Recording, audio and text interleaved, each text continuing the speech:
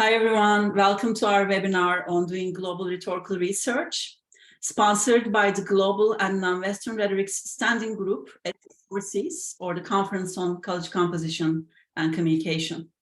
I am Hazel Elif Guler. I am the chair of this standing group and an associate professor of rhetoric and professional writing at Longwood University in Virginia. Our standing group promotes a globally inclusive rhetorical praxis, and this requires discovering new terminologies and theories from various rhetorical traditions across the world. So today we are very excited and lucky to have Dr. Xiaoye You, a professor of English and Asian Studies at Penn State University, who will speak to us about the discovery process for global and non-Western rhetoricians. Dr. You is the author of Genre Networks and Empire, Rhetoric in Early Imperial China, which was just published this year by Southern Illinois University Press. I highly recommend checking it out. And this book is actually in addition to his many other acclaimed works in global rhetorical studies, as well as composition studies that brought him multiple awards, including the 4Cs, Research Impact, and Outstanding Book Awards.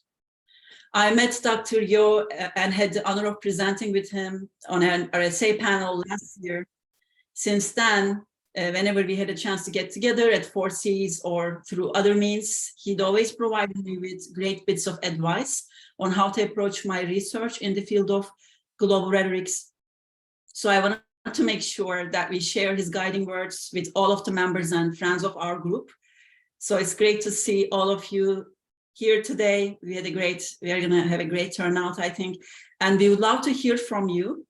After his talk, Dr. You will answer your questions, which you might type in the QA at the bottom of the screen. So please join me in welcoming Dr. You, whenever you want to go ahead.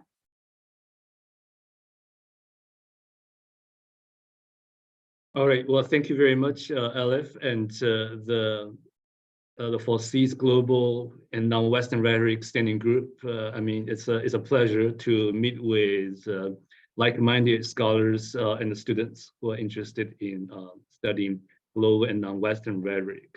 I mean, my point really in this talk is straightforward, which to some extent, I will say everyone will have made that point in their teaching of rhetoric or in their own presentations of their research previously. The idea is that doing global and non-Western rhetoric research, it's really a process of situated communication in the sense of, you have to talk, I mean, we respond to, to a rhetoric situation, right? To a particular situation that you want to engage a conversation with someone, and then you engage conversation with someone, there's an audience, right? And then you develop your discourse or the substance of your research, to share with that audience. So that's the central idea that I like to develop in my presentation today. And what I thought I could do is to simply share my research process, because I will explain at different stages of my research. For example, writing the book that Elif was talking about, it really at different stage, I try to consider the context, the audience I try to speak to, and how I develop my message, meaning how I did my research, right? So that's the general plan of my presentation today. And I plan to speak for about 32 or 35 minutes. In that case, we will have a little bit of time to have some more in-depth conversations. So I hope my presentation will be just a lead towards a more engaged, fruitful conversation down the road. All right, so I have prepared a few slides that I'm going to share. Let me share screen.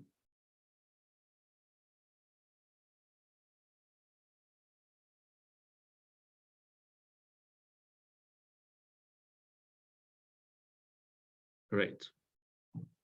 So this is the general point I just explained when it comes to doing global rhetoric research. I really see this as a situated communication. I I see this as, I mean, oftentimes we say writing, is a situated communication, but really the entire research process is the same, which involves writing, as part of it. And so today I like to really go through my process of developing the book, Young Networks and Empire, Rhetoric in Early Imperial China. And I will really start with my personal context, and I will get into scholarly contexts, and their contexts, right? And in different contexts, I try to engage different audiences, and then for different audiences, I try to tailor my message or my research products for that audience. But all right, so let me get started to explain like why I became interested in studying ancient rhetorics. First of all, let me explain or say that I was originally trained as an applied linguist in graduate school for my master's and even for my PhD. And so I wrote my first book, which is my dissertation, dealing with the history of English composition in China.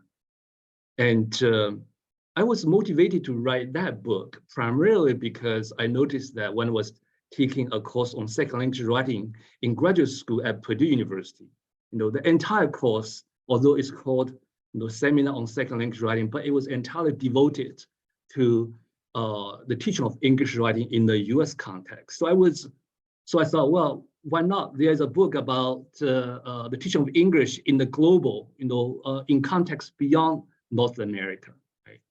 So I decided to write my dissertation on the history of English composition in China, and eventually it came out as a book in 2010. But in that research process, when I was writing it, it struck me, as something I really need, but it was not there. That is, because it was the teaching of English composition in China, so that entailed, the introduction, along with the teaching of English writing, the Western rhetoric tradition into the Chinese or into the Asian context, right? So the history is really the interaction, the mingling, the entanglement of like the confusion of the Chinese tradition and the Western tradition, right? But because I was trained as an applied linguist and in the English department, so I really had no clue about the Chinese rhetoric tradition. So how can I do a dissertation without knowing the Chinese rhetoric tradition, right? But for the Western rhetoric tradition, I was taking a class called classical rhetoric, at Purdue. So I feel I would have some training there. At least I took a class or two, in graduate school. But how about the Chinese rhetoric tradition? I originally came from China, but I had no clue about the Chinese rhetoric tradition. So there was a struggle I had writing the dissertation and writing the book. And along the way, I certainly read some studies, and so I was able to cite these studies as a way to explain how these two traditions manifested, in the teaching of English writing in the Chinese context, right? So there was something lacking, and which really made me realize that, well, for most of us who study contemporary rhetoric and writing, without understanding the rhetoric traditions, right? It becomes a challenge. You have to depend on secondary sources to understand what's going on. How those traditions came together and interacted with each other and so on, right? So that was the motivation, which really started, when I was in graduate school, had that question, and it was lingering with me for a long time. At that time, when I was in graduate school, there were two books dealing with ancient Chinese rhetoric, and reading them were very helpful, and they really inspired me, to think about like, okay, maybe I can write a book, because there were just so few books on ancient Chinese rhetoric. The first one was written by Robert Oliver, who was a Penn State professor, by the way. And the book was published by Syracuse University in the 1970s. And then there was Xin Lu's book, Rhetoric in Ancient China, 5th to 3rd century BCE. It's a great book. It's a great book. I mean, so both books really inspire me. And I really like to write a book on the Chinese rhetoric tradition, because both books after I read them, I realized that they really dealt with rhetoric before China became a united, kind of unified empire. That is, they wrote everything about rhetorical concepts and rhetorical thinking before 221 BCE. So I thought, well, maybe I can write a book as a sequel, right? As a sequel to Xiaoye Yu's book. So that was an inspiration that I had, or aspiration, I had in graduate school. So when I was finishing up my first book, I was thinking, all right, it's time, right, to get it started on it. But how to get started? That was the question. For me to study rhetoric in early imperial China, that is after 221 BCE, there were quite many primary sources. So the primary source here, I'm just showing quite a few books. Let's see, the records of the grand historian, that's Ji, right? And then other two dynastic books, the book of Han Dynasty, the book of later Han Dynasty, and there are also treatises produced in early imperial China, right? So I've got these primary sources in front of me. Okay, so these are books, but where can I start, right? That was the question I asked myself. So what I decided to do is this, to start with something that at least I had some familiarity with. That is some of the canon, the Confucian canon. So I started reading, by the way, that was really my first time reading the entire book. Very shameful to say that. I didn't do that when I was even in China. I started doing that when I was in the US in graduate school. So I decided I want to start with Confucius, the intellect, because although the intellect was not produced, it does not deal with rhetoric in early imperial China, but it's a very foundational text for me to understand Confucian rhetoric, which really expanded, and endorsed by the imperial government, right? So the first step I took is to start with the canon. So I started reading these very well-known classic texts, and the first one I started with is the Analects. And because I was an English major, so I was not even trained in Chinese studies, right? So I tried to read the original. I read the modern Chinese translation of it.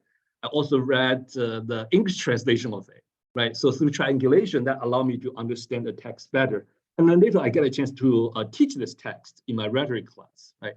So again, so these are just different ways I try to familiarize myself with these early texts. And then not only reading them, I try to have a conversation, with scholars in different fields. So the first step I took here is to write my interpretation of this text, for a particular audience. And at that time, I was hired at Penn State, so I thought, well, I'm going to send it to Rhetoric Society of America.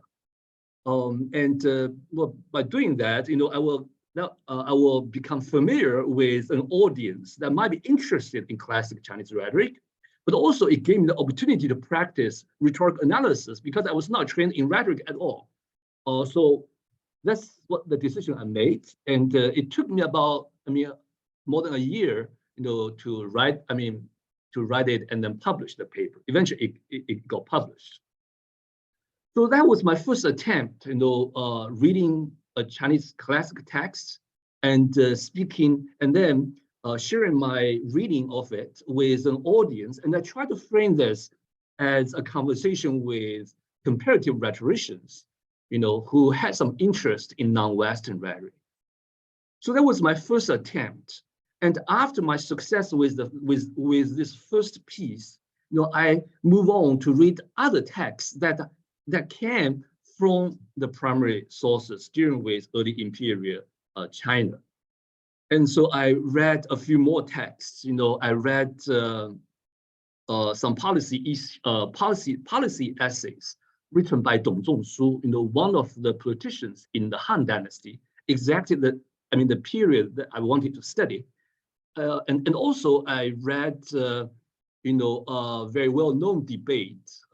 It's a reconstruction of a debate took place again in the Han Dynasty, in the Western Han Dynasty. And it's a court debate involving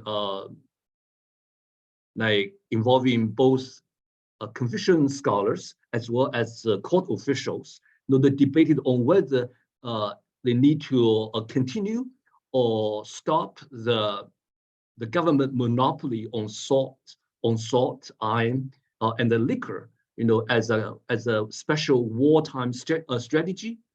And so reading these texts, allowed me to really get to know, various schools of thoughts, how their approaches were deployed by the Confucians and court officials in the debates, and allow me to know the Confucian literati, before they were able to employed by the government, the kind of process, various genres they have to go through, in order to be employed by the government, right? And so writing these papers along the way, really allow me to practice my rhetoric strategies. My rhetoric analysis skills, as well as and also becoming more familiar with these ancient Chinese texts, in Chinese, classic Chinese, for example. Like I was gradually improving my reading skills with classic Chinese, and also placing these articles in different journals. For example, this one to the left was placed with CCCC, a key journal in composition studies, and also the next one, Building Empire. That piece was placed with College English, right? So because every journal has different orientation, has different policy, and with different audience. So that really gave the opportunity to try, to frame, what I would study for a different audience. So like the first one deals with really like the teaching of, the teaching of writing, composition studies. The second one deals with more of kind of rhetoric education, right? So I try to frame them, for slightly different audiences, and frame them within slightly different topics or conversations. So these are the strategies I used to trying to move my cursor. Okay. Sorry. All right. So these are the strategies I got myself studied, because to write a sequel, to write a book, after Xiaoye You was my ambition, but it's too big, so I have to start from somewhere. So scratch. So these are my scratches in that sense. Okay. So I'm back to my primary sources, right? After I have written a few pieces, I became more familiar with rhetoric in early imperial China. But now I'm back to these books. These are the primary texts I should read and talk about in my book dealing with rhetoric in early imperial China. But how to proceed further?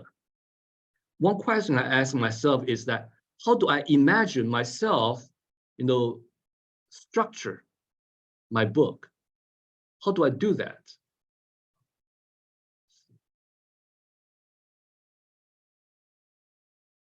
So I went to these books and I look at them more closely.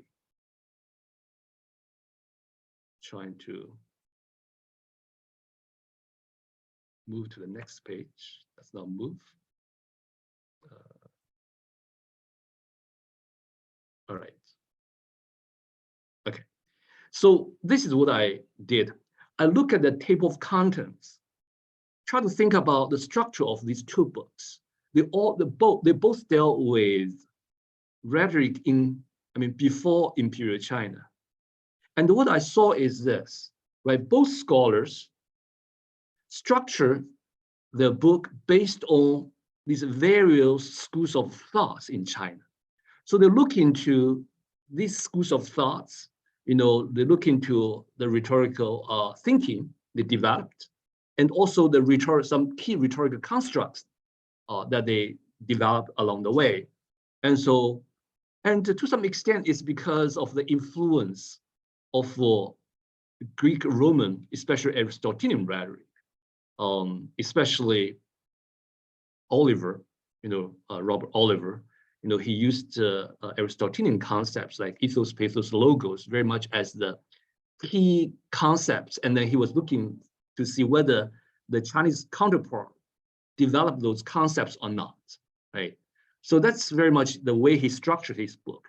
And I look at Xin Li's book, although she departed from Oliver's book by highlighting some key Chinese constructs, but she also organized her book based on these schools of thoughts. So I asked myself, can I do that too? Can I look at rhetoric in early imperial China by understanding, again, these various schools of thoughts, to see their rhetorical thinking, to see the rhetoric concepts they developed? That's one way to do, right? One way to go. But I wasn't sure. I thought maybe I can try something different. Because their discussions tend to be, because they only largely focus on the rhetoric thinking, rhetorical concepts, so their book tends to be very dense and very theoretical. And I thought maybe I can try something different, but how to do it? And so what I did are two things. Okay, first of all, I tried to look for key characteristics of rhetoric in early imperial China. And also at the same time, I have to think about the audience. Okay, maybe 30 years ago, people were interested in looking for the counterparts of the Chinese rhetoric, counterparts of these rhetorical constructs in the Chinese tradition. But are people still interested in those things? Maybe, right? But so that I need to really consider the audience. What are some ongoing conversations in the field? So I look into the decolonial discourse as well as the transnational discourse that I still think are ongoing, are important conversations in the field that I would like to engage. So I did these two things. One is to search for key characteristics of the rhetoric in early imperial China, and the next one is to try to engage the current audience who may be interested in my book down the road. Okay, these are the two considerations. So what I find interesting is this: in imperial China, in early imperial China, because of the development of technology, especially the manuscript culture written on bamboo and wooden slips, in addition to oral discourse, written discourse also flourished as well. And the government, they developed or they stipulated several genres, and they're written genres in government communication. And so here, for example, if we look at these what we can see, these wooden strips discovered about 100 years ago in western part of China. Here, this is a government communication. Okay, and if we look at to the right, the first two slips were written by a calendar officer, who studied astrology, and he proposed that when summer solstice comes, what the government need to do. They need to change the file, they need to clean the well, they need to give people 3 days for break. The soldiers should lay down their arms and get rest, take a rest, right? And so he, as a calendar officer, it is his responsibility to develop the annual calendar for the state. So he submitted this as a memorial to the emperor. And so if you look at the strip number 3 from the right, you can see there are only 2 characters. It says, maybe 3, because I can see the top. Sorry. But basically it says, the emperor said just one word, 可. Ke means granted, right? So the emperor says Ke, the last character, it means granted. And after that, the prime minister passed on the first 3 strips, and then added the extra, the 4th strip, to make it 4-strip document, and to pass it down to the next level. Basically, it says that the prime minister now is passing along this order to those high-ranking officials, very much just in the court, to pass this down to the next level, to the prefecture level, right? And at the prefecture level, the governor adds another strip, that is piece number 5, read from the right, adds another strip to it to say, okay, please pass along the first 4 strips, down to the next level. So it took about 1 month for these strips all the way passed down to the county and the fortress level, in different places in the empire. And so when it reaches that level, as we can see, a few more strips were added. And so by looking at that, we understand a little bit more about the genres I was talking about, right? So started with a memorial. Once the emperor adds the 3rd strip, it becomes an imperial edict. And through the next few strips, right, this imperial edict started to travel in long distance for more than a month, traveling for about like 800 miles within a month, because it's not anything urgent. So it was traveling a little bit, it traveled slowly, right? And that's what I noticed with the genres and that kind of networks. I thought quite interesting, because it really encouraged us to look at more than the text, but also the materiality, right? The travel of text across space, across time. And that kind of network was so crucial for sustaining the imperial power across a wide space. So that struck me as something very interesting. And I thought, well, maybe that's something I like to highlight, in my study of rhetoric in early Imperial China. And along the way, I thought, well, I need to engage the audience as well. And there are 2 groups of scholars that I like to engage, right? I mentioned already. One is the group of scholars who are interested in the decolonial scholarship, decolonial rhetoric. The other is the transnational literacy and the rhetoric studies group. Right? So with the first group, in my book, I offered a kind of decolonial critique in light of the conversations going on over there. I mean, so far the decolonial scholarship, especially decolonial rhetoric scholarship, for quite a while has been largely occupied by scholars in indigenous studies and Latinx scholars, for example, right? So I cited a few scholars in the field, but enlightened by their conversation. In my book, I offered a critique of rhetoric studies in general. So here I started by critiquing the influence of liberal democratic order in the field. Because of that, the field has largely focused on the Greek-Roman tradition and giving a lot of attention to the logocentric constructs like the Aristotelian concepts that I mentioned, and because of their interests primarily in the West, or this very Western-centric epistemology, they tend to fetishize or exoticize the non-West, and non-Western rhetoric, right.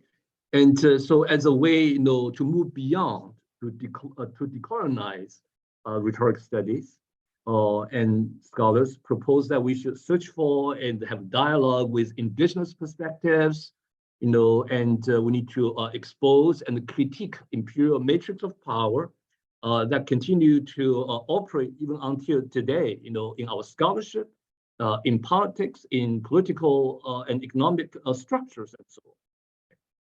So I was enlightened by those conversations. So in my book, I offered a critique of rhetoric studies, the field, and explain why we need to move into the non-Western context and how to do it, right?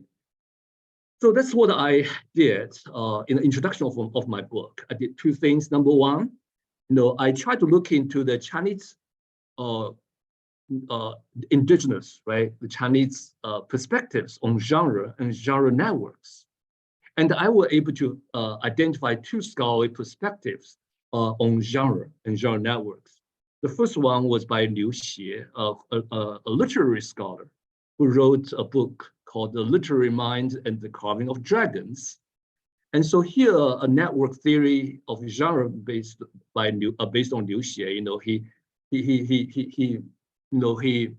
he tried to, well, here network is used probably in a very metaphorical way. So here he was thinking of like weaving, right? So he used two terms. Jing refers to warp or a path between north and south, or scripture or suture, because this interesting, this one word, it has several meanings, but it's the same character in Chinese, right? So here in his writing, he refers to really Jing, the warp, path between north and south, really refer to Confucian classics. So in his imagination, the path between north and south is all Confucian classics, and they are the foundation, right? And then the way the waft, referring to a particular group of texts, going east and west and so on, it's supposed to. So here he refers to a group of texts that was supposed to complement the Confucian classics. So in his book, as a literary scholar, he tried to reassess Chinese writing system, and he tried to establish certain texts as the foundational, as the key, and other texts as supplementary, as the expanding or complement, the classics. And then to study Chinese writing, using this network theory, he developed a methodology for doing it. I'm not going to explain how he did it, right? But just very quickly, just want to show you that, I was looking for indigenous perspectives to genre and the networks. And in addition, not only in literary studies, but also in Chinese history writing. Sima Qian, one of the court historians, who is very known for his book Shi Ji, or translation is the grand historian's records, or the records of the grand historian. When he was writing this particular book, this history, he really demonstrated this very agentive ontology of genre. He does not see genre as just a text, right? But rather it has its agency. So what he did is that he constructed biographies in his history writing, this is number one. And also when he writes history, he uses like basic annals, right, and also chronic tables, treatises, hereditary horses and houses, and categorized memoirs. So he developed different genres in his history writing, right? And when he writes his history, especially when he constructs the biographies, he portrays these historic figures as skilled in assisting the ruler with words, and often he commented on the political and moral functions of the discourse. In addition, when he was doing that, when he was writing these historic figures, he tried to insert their original writings into the stories.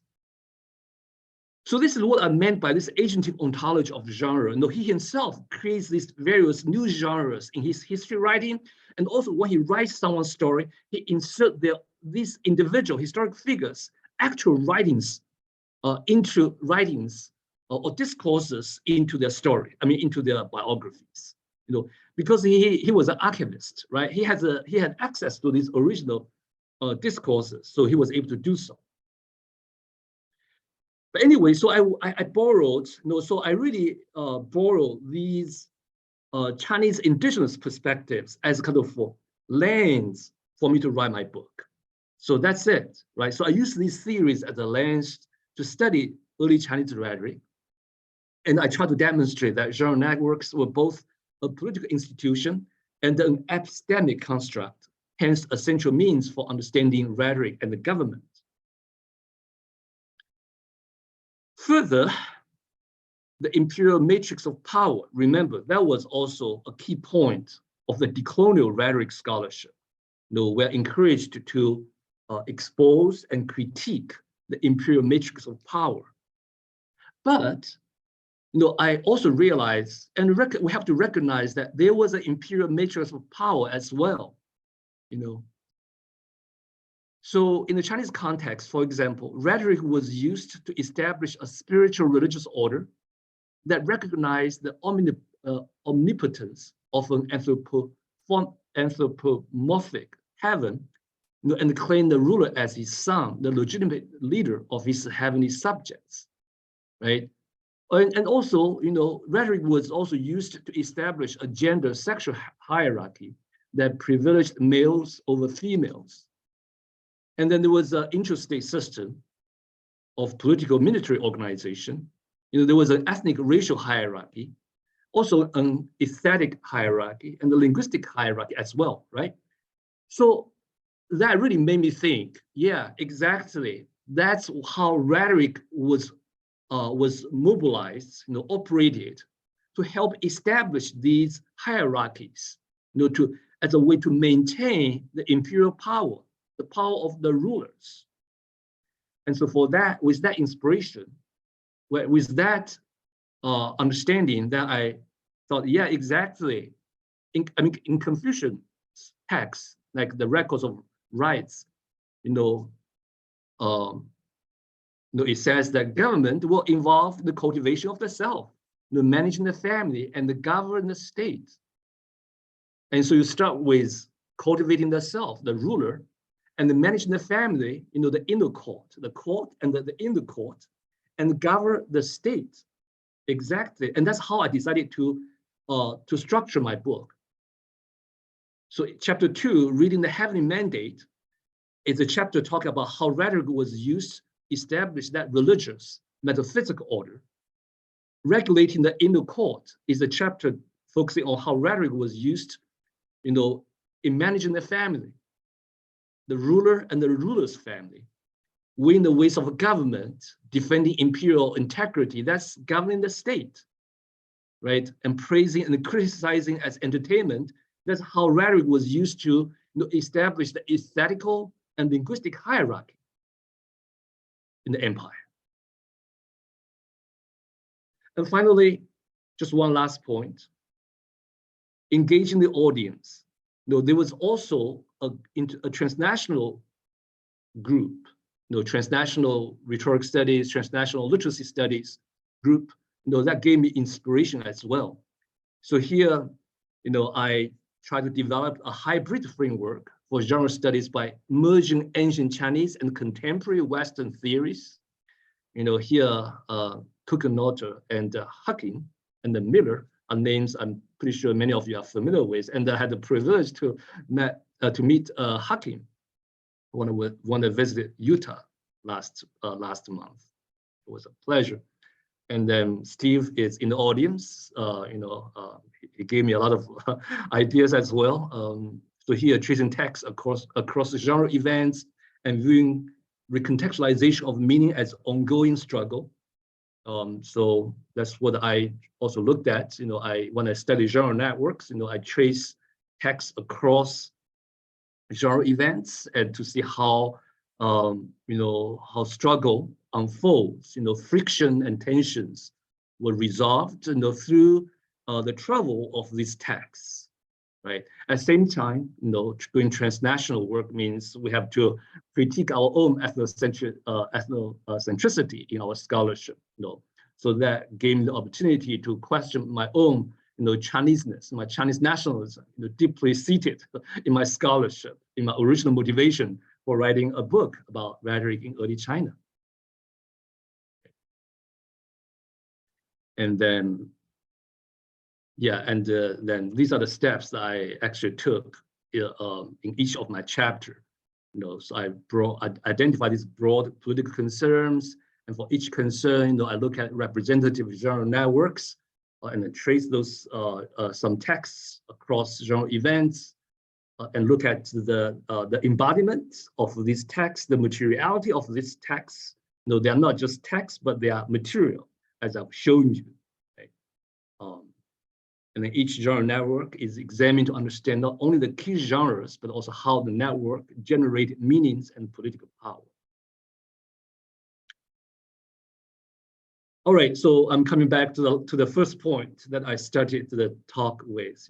I feel that looking back, when it comes to doing global rhetorical research, I feel that the best way to understand it is as a situated communication, involving the constant negotiation with personal and scholarly contexts, involving the audience, various audiences that you like to engage early on. I try to engage audiences in different fields because I was trained in applied linguistics, and gradually marching into composition studies and the rhetoric studies. So I experimented, speaking with different audiences along the way, and that helped me sharpen, my understanding of rhetoric, Chinese rhetoric, and also my research skills along the way.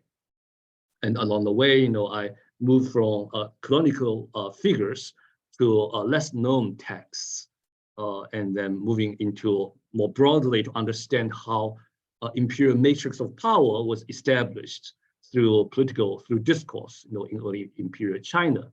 And that was very much the structure of my book, published early this year.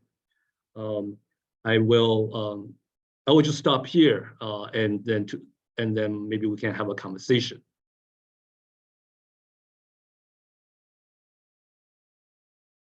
Yeah. If you have questions, please use the Q&A at the bottom to enter your questions in there, and we will get Dr. You's answers. To get us started, maybe as you all think about your questions and enter them in the Q&A, I was thinking about, as you were presenting and as you kind of concluded, you said that you learned speaking in different voices along the way of doing global rhetorical research. And there was, I believe, a great emphasis on context, importance of contextualizing your research. So in my experiences with global rhetorics as well, I agree with you that that was an ongoing struggle. And one of the concepts I believe here, one of the concerns is about bias and how to avoid bias yourself as a researcher as you present the context of your text, for example, to your readers, as well as how to prevent creating bias in their minds about your text as they understand this text. So while you are trying to inform them enough, because they probably want to know about the text as much as possible to be able to kind of grasp the context and the meaning of this text, or making meaning out of this text. So informing them enough while trying to prevent bias. Can you tell us more about what you think about that? Any suggestions on how to go about, providing information about our texts?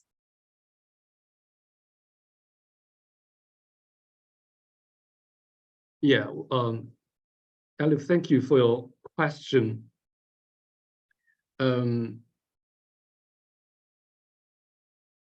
Yeah, it's a good question. It's a struggle, right? Because you don't know, when you're writing a text for someone, you don't know how much they know the context, especially for audiences who are unfamiliar with the topic you are writing. So I thought maybe framing here is very important. So to show that you try to explain the scholarly context that you try to engage, And so you will have a focus. You know how, yeah. So you have a focus in your presentation. So that's the key, I think, because then that's how you engage the audience. But at the same time, true, you know, sometimes people may not truly understand the context of the text that you are talking about, and which makes it kind of difficult. Scott Straub talked about his writing about Bhagavad Gita, for example. His early pieces deal with Bhagavad Gita, I mean, with these ancient Indian Sanskrit-based texts. And he had probably at that time, he had not visited India yet. And so now looking back, he felt that he was only able to do textual analysis. But now that he has visited India a couple of times, he looked at his early writing, you know, from very different. I mean, he felt that if he get a chance to do it again, he would have written it very differently because now he understands more of the socio-historical context. But it's true, for anyone writing about the non-West to, say, North American audience, it's always a struggle. To what extent you need to explain the context. So it's always a struggle, it's a negotiation. And sometimes the reviewers will give you will ask questions, will make you think, oh yeah, I need to explain here, I need to slow down. So the reviewers will play a crucial role in giving you the guidance in deciding, you know, whether you need to elaborate, provide a little bit more context on it. Here I see Shiva has a question. Elif, can you just unmute this person so the person can talk? Shiva, go ahead. Sure. Thank you, Mr. Speaker. I have trouble pronouncing your name correctly, so I address you as Mr. Speaker, do not mind, because I don't have a correct way of pronouncing your name, which is in Chinese language. Xiaoye You. Xiaomi? Xiaoye, yeah. Okay. This is Shiva Mainari. Currently, I'm writing my doctoral dissertation on monumental rhetoric of ancient medieval India. I'm going to graduate this July. My dissertation is related to how ancient, mainly medieval Indian monumental rhetoric and iconography explored ambient rhetoric. So I have two questions especially for you. One is, with the rise of the notion of rhetoricity and rhetoricality, every discipline, everything is supposed to be potent enough to communicate and convince audience rhetorically. However, I'm interested in the visual and ambient as well as a monumental practice of affecting peoples without resorting to language and symbolicity. Could you please briefly shine light on how an ancient and medieval Chinese applied the symbolic, visual, iconographic technique of affecting people rhetorically? Because I heard that there is one Chinese practice called Tai Chi, or what, I do not know. So I read one article published in the Harvard Medical Review about the health benefit of Tai Chi. It is elaborated in relation to quantum physics core wisdom, and even the Hindu dance iconography of Mahadeva was associated with the Tai Chi dance. So could you please briefly talk about how ancient Chinese or medieval Chinese applied visual iconographic rhetorical practice so that I can have certain ideas which could be beneficial for me? Thank you, Shiva. Thank you for your great question. I think your project is very promising. It's exciting. Medieval, non-Western rhetoric. I think it's just a great area that I have not read a lot yet. I just started marching into rhetoric in early medieval China. And that's when Indian rhetoric, Buddhism, made its way into China. So the monumental rhetoric, the visual rhetoric, the monuments in Buddhist temples or surrounding the Buddhist temples, I've seen a lot in China. That's really an area I like to get into. But also what I'm suggesting is that I'm not an expert in this area. It's an area I'm very unfamiliar with, but I'm very interested in. I'm not, so far in the Chinese context, there have been quite a lot of books, quite a few books, not a lot of books, but maybe just quite a few books written about visual rhetoric, especially about the engravings that people had after they die, and because of their Buddhists, and then so the tombs, in the interior decoration, the engravings, the kind of bricks, engraved bricks that used in those tombs have been very widely studied. So these are just some resources I can immediately think of. And also one of my colleagues at Penn State in communication, her name is Katya Haskins. She studied Greek rhetoric, and especially epidactic rhetoric. So she just gave a presentation last week on display rhetoric. But all her examples are based on the Western context, including the modern constructions in the Soviet Union, for example, right? So these are the areas that I've noticed. These are areas of rhetoric studies. But I myself have not branched into these areas. So I'm sorry that I couldn't be more helpful. But I think what you're doing is just fantastic. And what you're doing, like looking to the Chinese context, I think that's great. So thank you for your question, Shiva. Thank you very much for answering. In the interest of saving time, we have some questions in the Q&A. Thank you, Lisa, and everybody else. I believe you kind of provided some suggestions on Lisa's question to some extent.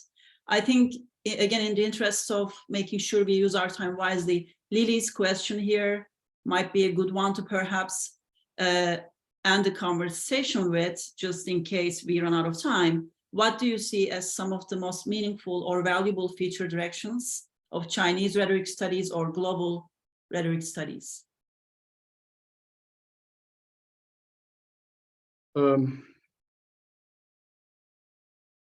Yeah, this is a great question, and it's a difficult one, right? Because there are so many things you can study. Let me just very briefly talk about what I imagine I may be able to study down the road. For example, I'm interested, or I'm thinking of doing a project studying Chinese medicinal rhetoric of medicine, right? And to see how that rhetoric has evolved from early China all the way until now. And then now I can look at one particular case to see how Chinese traditional medicine rhetoric has been deployed as a way of healing, or as a way, or as a counterpart to Western rhetoric when it comes to a Western medicine rhetoric, in dealing with some contemporary issues in communities, in the Chinese community in the US as well as beyond. Because I myself suffer from certain illness, and so I'm trying some traditional Chinese medicine, like massage and so on, right? So I'm interested in doing something like that, and that will involve maybe technical it's kind of technical or scientific rhetoric, right? But also comparative in a sense of studying the rhetoric as it unfolds, in the American context, as the Chinese community developed, or how they wrestle between Western medicine and then traditional Chinese medicine.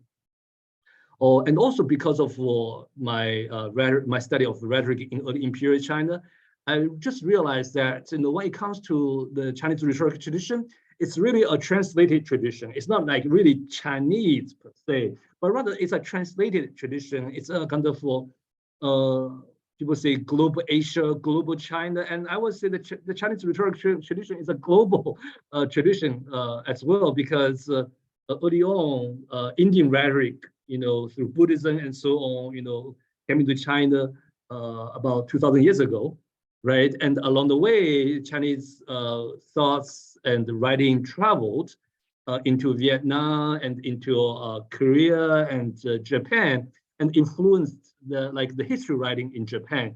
The early history writings in Japan were very much an imitation of Sima Qian's historiography, for example, right? And then the Jesuits came to China, and then they went back to Europe, introduced Chinese classics into Europe in the 16th and 17th century, right? So I could also study that. So I imagine that could be a book as well. That is to something like Chinese rhetoric as a translated tradition. So that's another area I thought I may be able to study. I mean, there are just so many things you can do. Thank you, Lily, for your question. These are just the two thoughts I had immediately after seeing your question. And there are more questions coming. Just 1 more minute, and yeah, there are great questions. We will make sure to, by the way, make a note of these, and we will hopefully pick up these conversations in future events as well. Thank you so much for sharing those. Maybe in 1 minute, if you can tell us something about teaching as well, because there's a question about, do you talk about global rhetoric as a means of decolonial practice in your classroom, and what are your students' reactions? And then we might end with that. Yeah, I do teach comparative rhetoric at a graduate course, and undergraduate course on rhetoric traditions as well. And usually I will have students read texts from the Greek tradition and then the Chinese tradition. Once in a while, once or twice, I included like Bhagavad Gita as a book from India. But given the time, usually I just I was able to cover the Chinese and the Greek tradition, and with the understanding that these two traditions, they are very fluid and they are very diverse and so on. But because I was able to include the Chinese tradition, so oftentimes the students' reflections and the final projects, the students were able to bring in this certain Chinese concepts in analyzing, say, the political discourse in the US. So I feel in some ways it offers this alternative ways of understanding, alternative ways of looking at what they are already, what seem to be very familiar to them. So for example, the Confucian tradition places a lot of emphasis on ritual. I'm not saying like ritual, or the rhetoric of ritual is not emphasized in the West, but I think in the Confucian tradition, a lot of emphasis is placed on ritual, in addition to written or oral discourse, because ritual is embodied practice and it's kind of display rhetoric in a sense as well. So it really helped American students to understand embodied rhetoric better with what they are already familiar with. So that can be an example, Elif, just to a question. It looks like we can move on if some people like to stay for a few more minutes. Exactly. I do want to thank you so much. In case those of you who are planning to leave, thank you, Professor Yo. This was amazing and amazingly informational talk, very helpful for me, and I hope everybody found it useful as well. So thanks everyone for your participation. If you have to leave, I wanna tell goodbye and have a great day. If you want to stay, and if you, Professor Yo, if you can stay for a couple more minutes, we do have some great questions, especially those of you who asked those you can stay and we can continue the conversation. Also, stay tuned for future events because we will definitely pick up these conversations again in other webinars or Zoom meetings as well. Thank you so much. So Professor Yo, if you want to answer other questions for our other participants. All right, so here Huatong had a question. So she said, in my observation, the field of rhetoric in China is placed within the field of linguistics as a subfield, unlike what happens in the US, where rhetoric has a close relationship with the disciplines of communications and the composition. How do you see this disciplinary placement after this discovery process of writing this book? What challenges do you encounter in this journey? Well, this, yes, it's a kind of disciplinary issue. The history of rhetoric in the US, as Huatong said, it has largely been placed in English and communication studies, where in China it's oftentimes in linguistics. And this is the fact. There's a history to it, because rhetoric was introduced into China in the very early 20th century. And it was introduced as the effort of the Chinese scholars trying to learn, the scientific disciplines from the West. So rhetoric was studied as part of the scientific disciplines, meaning rhetoric offered us a scientific way to study language. And at that time, the same idea, was taken in the language studies, that is linguistics, right? So broadly, because of the influence of linguistics. So gradually, rhetoric was just assimilated into linguistics as a field. The same with composition studies. Composition studies, there wasn't such a thing in China. It's usually in applied linguistics or in the Chinese department. So every country has its own slight different or very different disciplinary structures because of historic reasons, because of the power relations, because of financial resources. So I think that's just the facts, and we have to live with it, right? And so, that's why I was trained in applied linguistics. But here, gradually, I embraced or branched into composition studies and rhetoric, and for the good reason that I was trained in language studies anyway. So it's not like completely different field. What challenges did you encounter in this journey? I don't know what you mean by this journey. Do you mean like I moved from one discipline to another? If that's what you meant, that journey, if that's what you meant, I feel it just requires patience, right? And try to read what has been produced in that field, and then to attend their conferences, and then try to send a paper to the journal to see whether they will accept it or what feedback you will receive. And sometimes you get rejected. I have written at least 5 pieces on rhetoric in early Imperial China, but I was only able to publish 4. I'm glad I did not publish another one. Otherwise, people will say I copy-pasted too much from early publications into my book. So that's what I tried, try to write about early Chinese rhetoric and try to imagine who would be interested in this topic and then send it that way. And sometimes I'm lucky and sometimes I'm not, but this is a trial process. And that's what I think I went through. So thank you, Huatong, for your questions. And let's see. And Jonathan, okay, well, thank you. Yeah, thank you, Jonathan, for the comments. And Min Yang had a question about, in terms of rhetorical principles, what do you think Confucian thoughts conflict with or can contribute to US mainstream writing pedagogy, for example, first-year writing? It's a great question.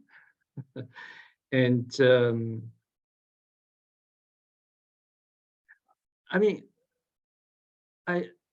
I think Confucian rhetoric provides, if you really introduce like the intellects to the students, right? And I think it does provide like alternative ways of thinking about how to write, how to compose a discourse, how to influence other people. In the classroom, for example, when we teach argumentative writing, in the writing classroom, someone even wrote a textbook saying everything is an argument, right? It's an argument. And the Confucian thinking probably will say everything, does not need to be an argument, but it's instrumental, right, in the human relationship. So you have to pay attention to it. Because Confucius said that if you look at the natural world, right, trees, rocks, they don't speak, but they get things done. They're part of the nature, right? So I think reading Confucian rhetoric and along with other Chinese texts like the Taoist text, the Dao De Jing, and so on, it really just reminds us that we are in relationship, right? We are in relationship not with human beings, but also with the natural world. We are not. So in a sense, kind of, studying Chinese texts oftentimes can remind us that Western logocentrism is really in dominance, and we still continue to emphasize that. So I can only answer your question in this very general way. Overall, I felt that reading classic Chinese texts, in the U.S. context, allow or encourages students to think otherwise, other ways of living, other ways of speaking, and even making arguments. So I encourage you, to try engage your students reading those texts and discussing those texts. For first year writing, maybe there's no space for doing that, but I think you yourself, if you read those texts, hopefully you will find them useful, and it develop local, teaching pedagogy, which I feel I cannot generalize here. Well, thank you for your question. I think these are all the questions or comments. Yeah, there's a Jun Akiyoshi. Yeah, Jun's question was about the classroom. You already answered that. Yeah. Students' reactions. Jonathan's comment definitely helps me as well. Yeah, that's a great view, kind of being ready to sort of change your views as you are trying to maybe sometimes shape your readers' views. Also being willing to kind of change your mind. So I will definitely make a note of your suggestion about reviewers. They are going to be very important.